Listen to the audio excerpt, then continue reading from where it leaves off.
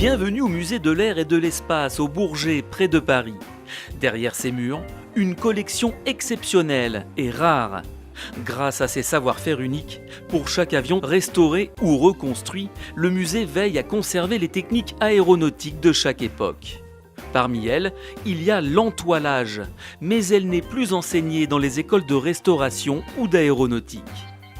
Alors comment remplacer l'entoileur qui est parti à la retraite début 2016 après plus de 30 ans de service aux ateliers?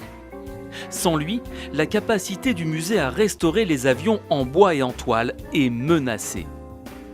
Mais un mécène providentiel s'est manifesté, le Crédit Agricole d'Île-de-France Mécénat. Le financement a permis aux retraités de revenir au musée une fois par semaine pour transmettre son savoir-faire à une jeune restauratrice. Elle est diplômée de l'université Paris 1 où elle a suivi une formation en conservation-restauration.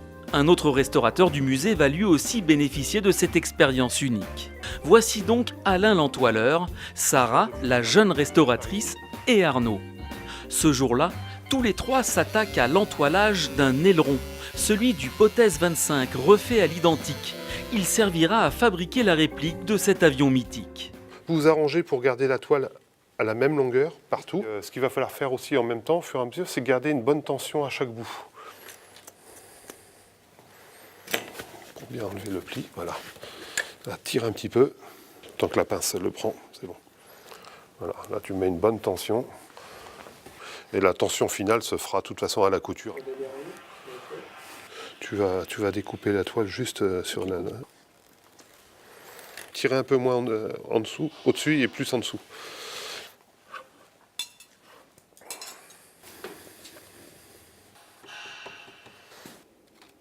Pour la couture, le mieux c'est de démarrer du milieu et en allant sur l'extérieur. Ça va être de coudre les deux toiles, la toile supérieure, la toile inférieure, ensemble. Pour avoir un cintre régulier à chaque nervure, on a fait un petit gabarit. Et là, on va tracer. Avec des ciseaux, on va couper la toile à environ 1,5 cm. Et ensuite, cette toile, celle du dessus, on la replie à l'intérieur, au-dessus. Et celle du dessous, pareil, on la replie à l'intérieur. Alors, on démarre toujours par l'intérieur pour avoir le nœud à l'intérieur qu'on ne le voit pas. Alors, un point tous les 3 mm à peu près.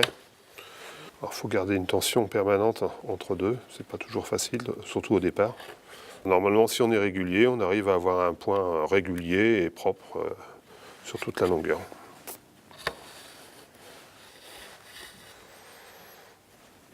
Voilà.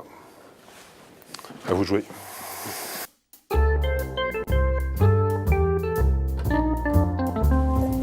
Ensuite, il y aura le lardage pour assurer l'étanchéité des coutures des ailerons et des ailes.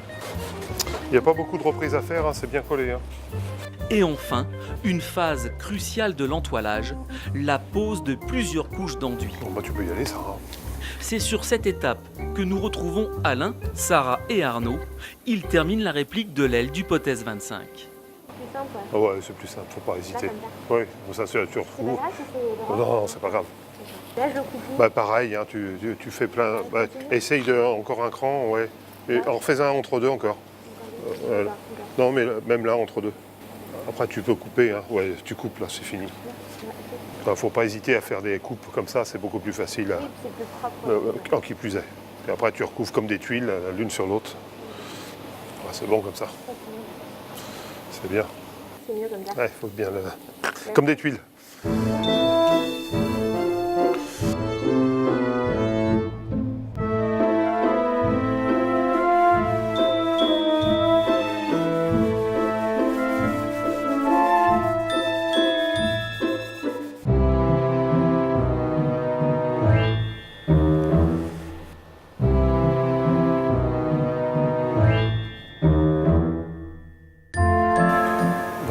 N'insiste pas plus, après tu vas faire une peau d'orange.